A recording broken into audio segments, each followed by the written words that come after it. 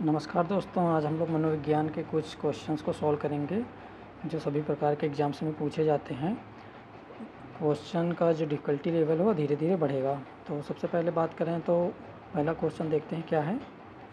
पहले क्वेश्चन पे आते हैं, मनोविज्ञान में पहला प्रयोगशाला की स्थापना किनके द्वारा की गई? तो इसका आंसर है दोस्तों, इसका आंसर है विलियम वुंट द्वारा की गई। फर्स्ट साइकोलॉजी की लेबोरेटरी इस्टेब्लिश की गई विलियम वुंट के द्वारा। ठीक है, नेक्स्ट क्वेश्चन पे आते हैं, देखते हैं। निम्नलिखित में मनोविज्ञान के विषय वस्तु में शामिल किया जा सकता है किसको? किसको मनोविज्ञान की विषय वस्तु शामिल किया जा सकता है? इसमें 4 ऑप्शन है। मनोविज्ञान के पुस्तकों का अध्ययन करना, मनोविज्ञान उपकरणों का चित्र बनाना, प्राणी के व्यवहार एवं संज्ञानात्मक प्रक्रियाओं का अध्ययन करना, या फिर मनोवैज्ञानिकों से किसी विषय वस्तु पर चर्चा करना। तो इसका आंसर क्या होगा दोस्तों? इसका आंसर हो जाएगा प्राणी के व्यवहार और संज्ञानात्मक प्रक्रियाओं का अध्ययन करना। नेक्स्ट जो क्वेश्चन है वो क्या है, क्या बता रहा है? निम्नांकित में से किसी मनोविज्ञान को सामान्यतः मनोवैज्ञानिकों के शैक्षिक क्षेत्र से बाहर रखा गया है या किया गया है? इसमें कौन सी फील्ड है जो शैक्षिक जो क्षेत्र है मनोविज्ञान का उससे अलग है? तो एक्सपेरिमेंटल जो साइकोलॉजी है वो एजुकेशन में आती है, एजुकेशनल फैक्ट्स क्षेत्र में आती है, कॉग्निटिव साइकोलॉजी भी आती है, पर्सनालिटी भी आती है। ये काउंसलिंग जो है, ये काउंसलिंग जो साइकोलॉजी है वो शैक्षिक क्षेत्र से क्या है, वो शैक्षिक क्षेत्र से बाहर है। ठीक है, नॉर्मली इसको जो काउंसलिंग साइकोलॉजी है वो अलग है। ठीक है, एजुकेशन जो है क्षेत्र से वो डिफरेंट है। तो इसका आंसर हो जाएगा आपका आंसर नंबर 4। ठीक है, आगे नेक्स्ट चलते हैं, देखते हैं अगला क्वेश्चन क्या है मित्रों। अगला क्वेश्चन है, निम्नांकित में से किस क्षेत्र में मनोविज्ञानियों की संख्या सबसे अधिक है? कौन सा ऐसा फील्ड हमें बताना साइकोलॉजी का है जिसमें सबसे ज़्यादा मनोवैज्ञानिक वर्क कर रहे हैं? ठीक है, समाज मनोविज्ञानी है कि परामर्श है कि क्लिनिकल है कि एजुकेशनल है, एजुकेशन सेक्टर है। तो अगर इस क्वेश्चन को देखेंगे तो जो एजुकेशन सेक्टर है, जो एजुकेशन सेक्टर है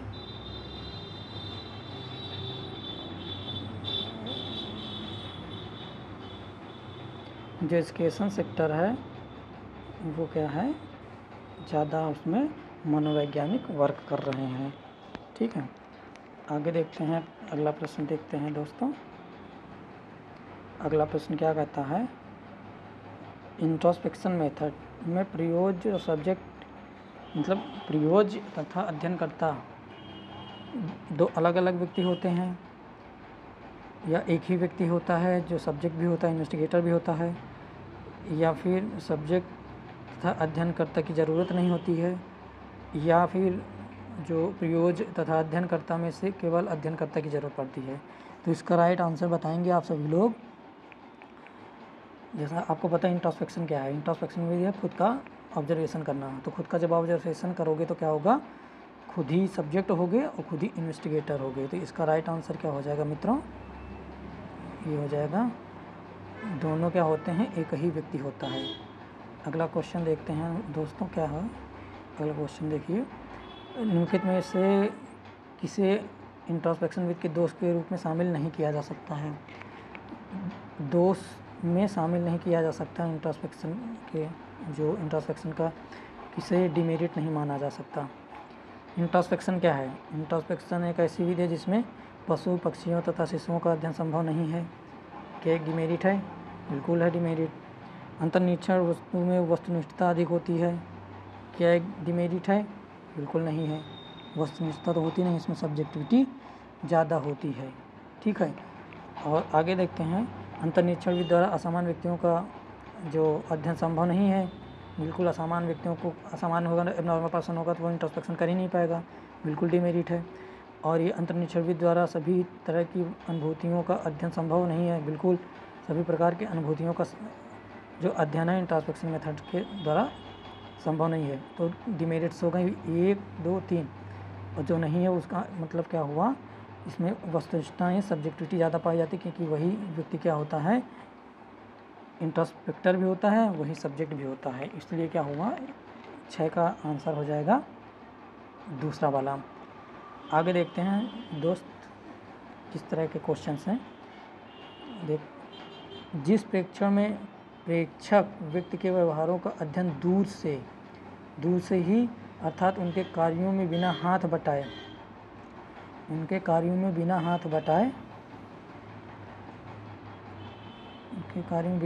बटाए करता है, उसे कहा जाता है। ऑब्जर्वेशन के कुछ मेथड दिए हुए हैं कि एक ऑब्जर्वर है जो अध्ययन में शामिल नहीं होता, अध्ययन बाहर से करता है, या जिस भी सब्जेक्ट या जिस भी व्यक्तियों पे वो अध्ययन करता है उनके व्यवहार को दूर से ही ऑब्जर्व करता है, तो वो क्या होगा, वो नेचुरलिस्टिक ऑब्जर्वेशन होगा, या पार्टिसिपेंट होगा, नॉट पार्टिसिपेंट होगा, या कंट्रोल ऑब्जर्वेशन होगा। आंसर बताइए, फिर इसके आंसर करेंगे हम लोग। वो आंसर क्या होगा इसका आंसर हो जाएगा नॉन पार्टिसिपेंट ऑब्जर्वेशन। जब कोई अध्ययन करता अपने जो अध्ययन ग्रुप है, जो सब्जेक्ट्स हैं उसमें शामिल न होकर दूर से ही ऑब्जर्व करता है, तो उसको क्या बोलते हैं, नॉन पार्टिसिपेंट्स, क्योंकि वो उसमें शामिल नहीं है, दूर से ही ऑब्जर्व कर रहा है। इसका राइट आंसर हो जाएगा आपका तीसरा। आगे देखते हैं क्या क्वेश्चन है। क्वेश्चन नंबर 8 क्या बता रहा है, आपसे क्या क्वेश्चन कर रहा है, कह रहा है कि जिस समूह में स्वतंत्र चर उपस्थित होता है उसको क्या कहते हैं। आप सभी को पता है कि एक्सपेरिमेंट के लिए दो ग्रुप्स होते हैं, एक कंट्रोल ग्रुप होता है, एक क्या होता है, प्रयोगात्मक ग्रुप। 2 प्रकार के ग्रुप होते हैं, और जिस ग्रुप में इंडिपेंडेंट चर उपस्थित होता है उसको क्या कहते हैं, उसको आप आंसर करके बताएं, फिर हम बताते हैं। उसको प्रयोगात्मक ग्रुप कहते हैं, ठीक है। जो एक्सपेरिमेंटल ग्रुप होता है उसको जो इंडिपेंडेंट वेरिएबल है वो दिया जाता है, इसलिए इसका आंसर क्या हो जाएगा, एक्सपेरिमेंटल ग्रुप हो जाएगा, ठीक है। जो एक्सपेरिमेंट है उसमें 2 ग्रुप होते हैं, एक होता है एक्सपेरिमेंटल ग्रुप, दूसरा होता है कंट्रोल ग्रुप। तो कंट्रोल ग्रुप, एक्सपेरिमेंटल ग्रुप हर चीज़ में इक्वल होते हैं, सिर्फ जो IV होता है वो इसमें शामिल किया जाता है और इसमें नहीं किया जाता है। इसलिए क्या होता है, जो IV है वो एक्सपेरिमेंटल ग्रुप में शामिल किया जाता है। आगे देखते हैं कौन सा क्वेश्चन है, उसको सॉल्व करने की कोशिश करते हैं। क्वेश्चन क्या कह रहा है कि प्रयोगात्मक विधि में निम्नलिखित में से किसकी कमी पाई जाती है। हाँ, अब जैसे प्रयोगात्मक विधि है तो क्या कमी पाई जाएगी उसमें। दोस्तों, जैसे एक प्रयोगात्मक विधि है वो क्या है, कंट्रोल ऑब्जर्वेशन होता है, ठीक है। कंट्रोल सिचुएशन में कंट्रोल ऑब्जर्वेशन होता है। इसलिए क्या होता है, अगर जब कंट्रोल कर दिया गया तो क्या हुआ, जो सिचुएशन है आपकी, जो सिचुएशन है या आपको कह लो जो इन्वायरमेंट है वो क्या हो गया, आर्टिफिशियल हो गया। और जो आर्टिफिशियलिटी आ गई उसमें, तब क्या होगा, आर्टिफिशियलिटी आ जाने पे नेचुरल जो आउटकम है वो क्या होगा, नहीं रहेगा, ठीक है। तो इसमें कंट्रोल सिचुएशन होने की वजह से क्या होगा, इंटरनल वैलिडिटी क्या होगी, हाई होगी, और एक्सटर्नल वैलिडिटी क्या होगी, लो होगी, क्योंकि ये आप ना इसका जनरलाइजेशन जो है वो लो हो जाता है। जनरलाइजेशन क्या होता है, इंटरनल वैलिडिटी होने की वजह से, आर्टिफिशियलिटी होने की वजह से कम हो जाता है। इसलिए क्या हुआ, उसकी बाहर जो एक्सटर्नल वैलिडिटी है वो उसकी कमी पाई जाती है, ठीक है। तो इसका आंसर क्या होगा दोस्तों, इसका आंसर हो जाएगा आपका एक्सटर्नल वैलिडिटी, आपका हो जाएगा दूसरा आंसर, ठीक है। आगे देखते हैं दोस्तों, क्वेश्चन नंबर 10 देखते हैं क्या बताता है। क्वेश्चन नंबर 10 कह रहा है, जिस सर्वे में एक ही सैंपल पर आवश्यकता अनुसार थोड़े थोड़े समय पर कई बार अध्ययन किया जाता है, उसको क्या कहते हैं। यहाँ पर क्या है, एक कीवर्ड लिखा हुआ है, उसको ध्यान देंगे आप सभी लोग। सैंपल तो एक ही होगा, उस सैंपल को कई एक बार जो है स्टडी करना है थोड़े थोड़े समय में। अपने जो भी रिसर्चर होगा अपनी आवश्यकता के अनुसार उस सैंपल पर क्या करेगा, थोड़े थोड़े समय बाद अध्ययन करेगा, तो उसको क्या कहेंगे, वो सर्वे होता है आपका। आंसर करिए, साक्षात्कार होता है कि डाक होता है कि दूरभाष होता है कि पैनल होता है। तो जाहिर सी बात है वो सर्वे कौन सा होगा, वो सर्वे आपका होगा पैनल सर्वे। ठीक है, तो पैनल सर्वे होगा आपका। राइट आंसर क्या हो जाएगा, राइट आंसर हो जाएगा आपका तीसरा। ठीक है, तो आगे चलेंगे, देखेंगे क्वेश्चन क्या कहता है।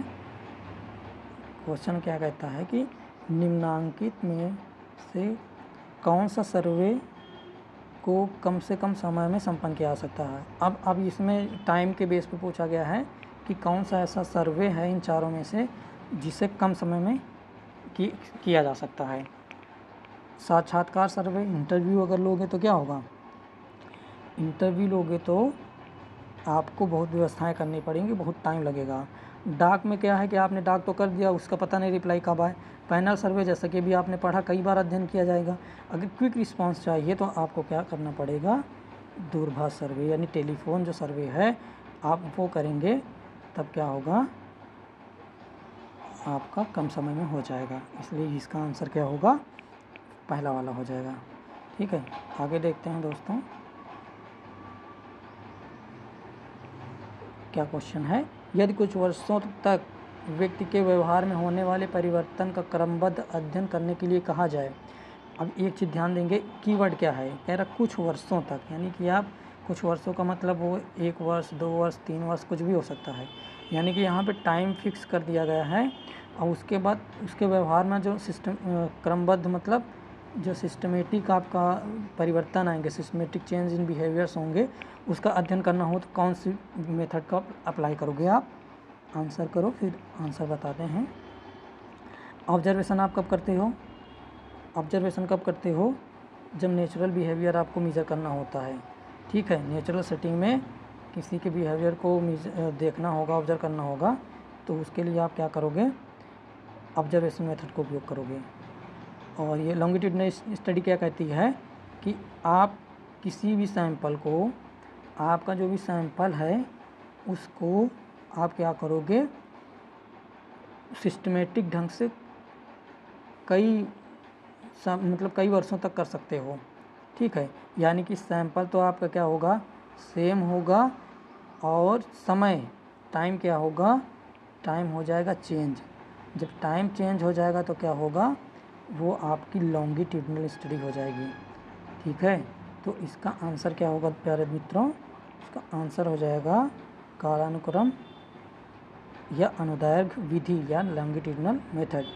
अब दो ऑप्शन और देख लेते हैं। ये 2 ऑप्शन क्या हमको बताते हैं, ये 2 ऑप्शन क्या बताते हैं, देखो जो ये 2 ऑप्शन एक्सपेरिमेंट कब करते हो आप, जब आपके पास IV DV होता है तब आप क्या करते हो, जब किसी कॉज का इफ़ेक्ट देखना होता है किसी दूसरे उस पर, तब हम क्या करते हैं, एक्सपेरिमेंटल मेथड का उपयोग करते हैं। ठीक है, तो और सर्वे मेथड, जैसे अभी सर्वे मेथड क्या है, किसी कोई ओपिनियन जानना है तब इसके लिए आप सर्वे मेथड का उपयोग करते हो। तो इसका आंसर क्या बनेगा प्यारे मित्रों, इसका आंसर हो जाएगा, आंसर दूसरा ऑप्शन हो जाएगा। अब देखते हैं आगे क्या क्वेश्चन होता है। क्वेश्चन नंबर 13 देखते हैं। क्वेश्चन नंबर 13 क्या कहता है, क्वेश्चन नंबर 13 देखते हैं, ये आ गया, प्रयोगात्मक अध्ययनों में निम्नांकित में से कौन सी समस्याएं सबसे जटिल एवं पेचीदा होती हैं। यानी कि प्रयोगात्मक जो स्टडीज़ होती हैं उसके लिए कि कौन प्रकार की एरर्स होने के ज़्यादा चांसेस होते हैं। तो आप बताइए, जो प्रयोगात्मक पूर्वाग्रह या तथा प्रयोज्य पूर्वाग्रह, प्रयोगात्मक पूर्वाग्रह, सैम्पलिंग पूर्वाग्रह, प्रतिदर्श पूर्वाग्रह, प्रतिदर्श प्रयोज्य पूर्वाग्रह, नैतिक समस्याएं और सांख्यिकीय समस्याएं। अब इसमें से मोस्ट कॉमन आपको चूज़ करना है, सारी समस्याएं आती हैं, लेकिन इसमें सबसे जो कॉमन है वो कौन सी समस्या है, वो एक्सपेरिमेंटल की बायस है और सब्जेक्ट की बायस है। एक्सपेरिमेंटल और सब्जेक्ट की बायस क्या है, मोस्ट इम्पॉर्टेंट जो है या कह लो कॉम्प्लिकेटेड जो प्रॉब्लम है वो यही है। एक्सपेरिमेंटल बायस क्या है, ये कैसे होता है, ये जो एक्सपेरिमेंटल बायस है वो जो अपनी हाइपोथेसिस बनाए हुए होता है उसको प्रूफ करने के चक्कर में आउटकम्स जो आते हैं उनको मैनिपुलेट कर सकता है, ठीक है, या फिर डिमांड कैरेक्टरिस्टिक्स ये ऐसे क्यूज़ वगैरह देगा जिसको प्रयोज्य समझ जाएंगे कि ये हमसे क्या आंसर चाह रहा है, उसी अनुसार से वो अपना आंसर देने चालू कर देंगे, ठीक है। और सब्जेक्ट बायस क्या होता है, सब्जेक्ट जो बायस होता है, सब्जेक्ट खुद सही तरीके से क्वेश्चनर को न पढ़ के yes yes no no no no जैसे आप लोग भरवाते होंगे तो आपको पता ही होगा। तो यहाँ पे जो आंसर हो जाएगा प्यारे दोस्तों वो आपका हो जाएगा पहला वाला आंसर हो जाएगा, ठीक है। चलिए अब देखते हैं अगला क्वेश्चन क्या बताता है, क्या है। हाँ, एक जो सिंगल ब्लाइंड डबल ब्लाइंड होता है उससे बहुत क्वेश्चन आते हैं। तो डबल ब्लाइंड टेक्निक का क्या अर्थ होता है, द्विअंध प्रविधि क्या होती है, उसको आप बताएंगे चारों ऑप्शन में कौन सा ज़्यादा सुटेबल है। इसमें प्रयोगकर्ता प्रयोग दोनों को ही यह पता नहीं होता कि प्रयोग जो एक्सपेरिमेंटल ग्रुप है वो कौन है। दूसरा ऑप्शन क्या है, इसमें प्रयोगकर्ता तथा प्रयोज्य दोनों को ही यह नहीं पता होता कि प्रयोगात्मक समूह कौन सा है तथा नियंत्रित समूह कौन सा है। इसमें जो प्रयोगात्मक समूह को यह नहीं पता होता कि उनके प्रयोगकर्ता कौन है। चौथा ऑप्शन क्या बताता है, इसमें प्रयोगात्मक समूह तथा नियंत्रित समूह दोनों को यह नहीं पता होता कि प्रयोगकर्ता कौन है। तो डबल ब्लाइंड का अर्थ क्या होता है दोस्तों, आंसर करिए आप लोग। इसमें जो सबसे चीज़ क्या पता चल रही है,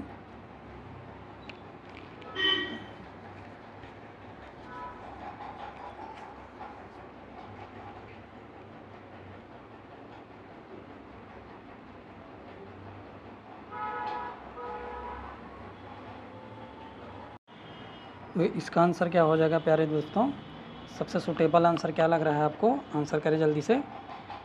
तो इसका जो आंसर हो जाएगा मित्रों हो जाएगा नंबर 2 खा हो जाएगा। कैसे होगा देखते हैं।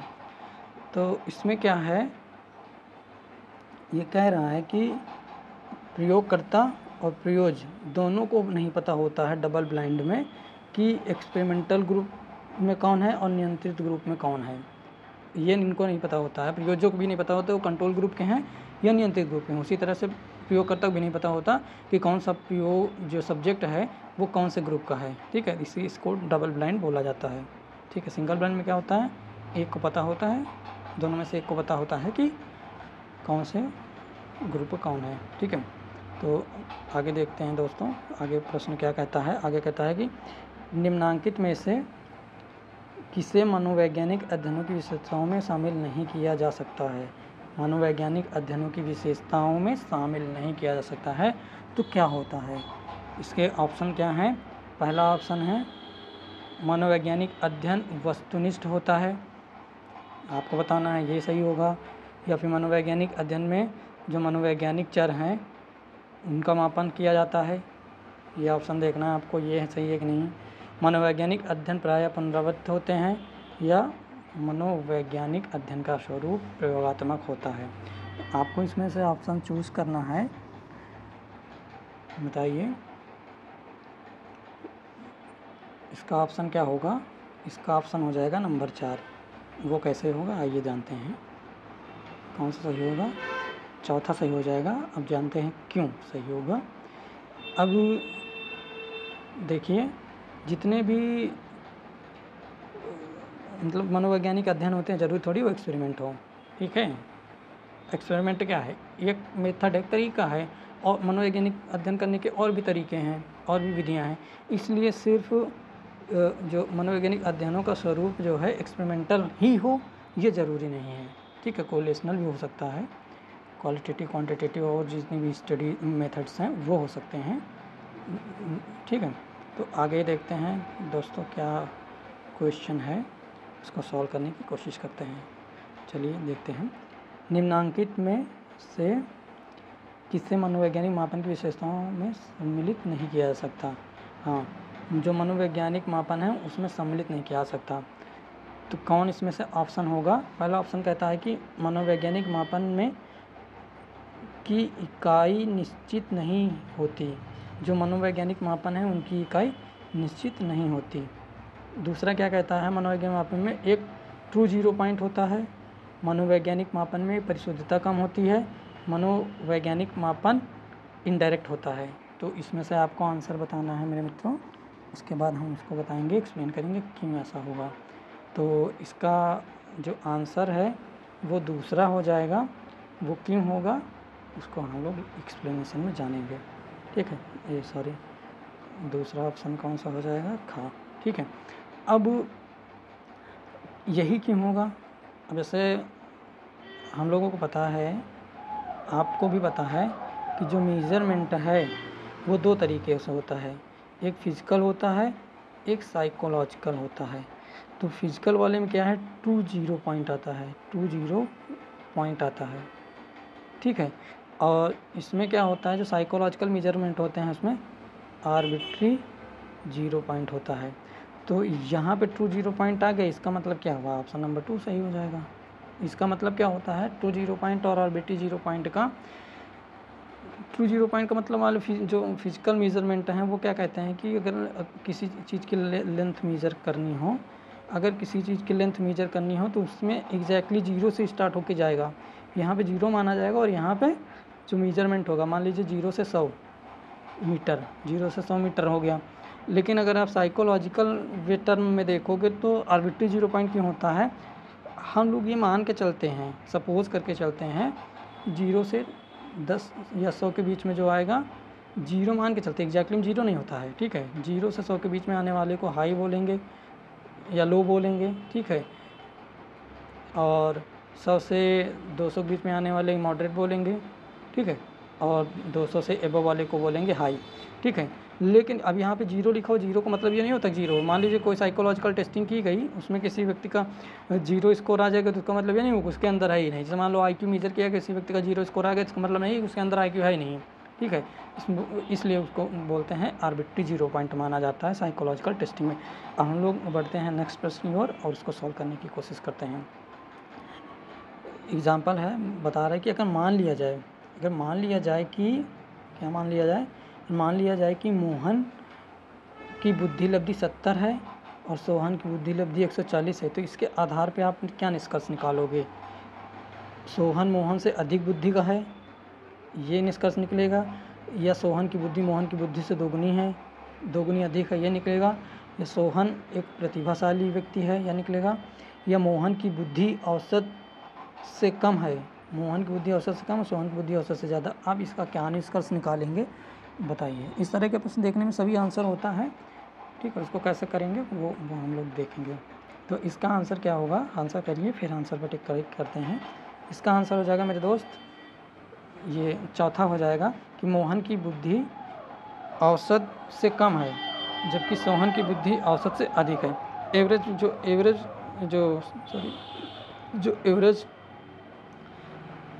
एवरेज आईक्यू होता है वो क्या होता है?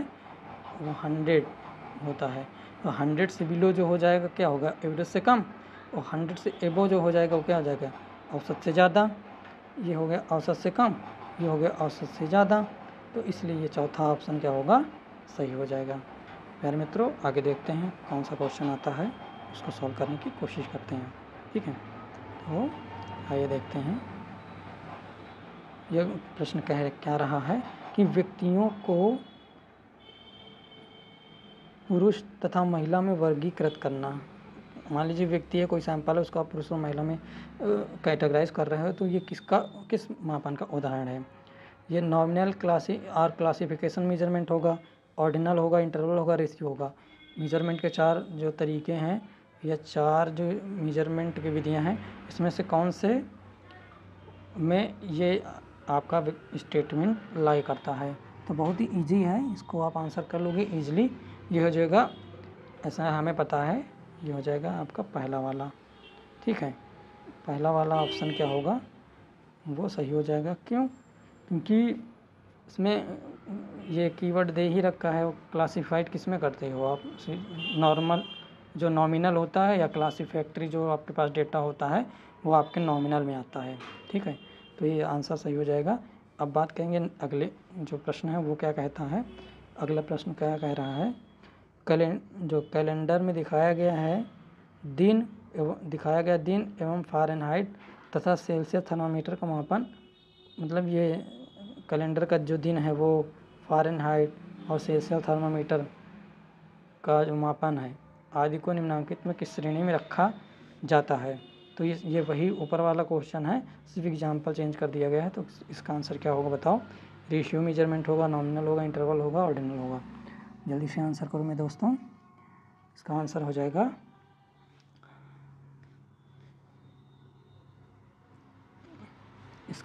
हो जाएगा इंटरवल। ठीक है, इंटरवल जो स्केल होगा या मेजरमेंट होगा वो क्या होगा, इसका आंसर हो जाएगा। ये आज के कुछ प्रश्न थे जिसको हम लोगों ने सॉल्व किया। आशा करते हैं कि आप लोगों को ये प्रश्न पसंद आए होंगे। हिंदी में, इंग्लिश में, दोनों में आगे मिलेगा। ठीक है, और जो भी हैं दोस्त जो पहली बार चैनल पे आए हैं, लाइक करें, कमेंट करें, शेयर करें। क्वेश्चंस के बारे में कमेंट करें, बताएं किस तरह से हम इसकी एफिशिएंसी को बढ़ा सकते हैं, किस तरह से क्वेश्चन की क्वालिटी को बढ़ा सकते हैं। क्योंकि आने वाले टाइम में देखो ये क्वेश्चन एज इट इज़ तो नहीं आएंगे, आते भी नहीं हैं, लेकिन कॉन्सेप्ट ज़रूर रिवाइज होते हैं। तो हम लोग जो है इसको ध्यान रखेंगे, जितना प्रैक्टिस करेंगे क्वेश्चंस का उतना ज़्यादा क्या होगा, हमारे जो कॉन्सेप्ट हैं उनका रिवीजन होगा और हम क्वेश्चन को ईजिली सॉल्व कर पाएंगे। ठीक है दोस्तों, मिलते हैं नेक्स्ट दूसरे किसी क्वेश्चन के साथ। तब तक के लिए नमस्कार, जय हिंद।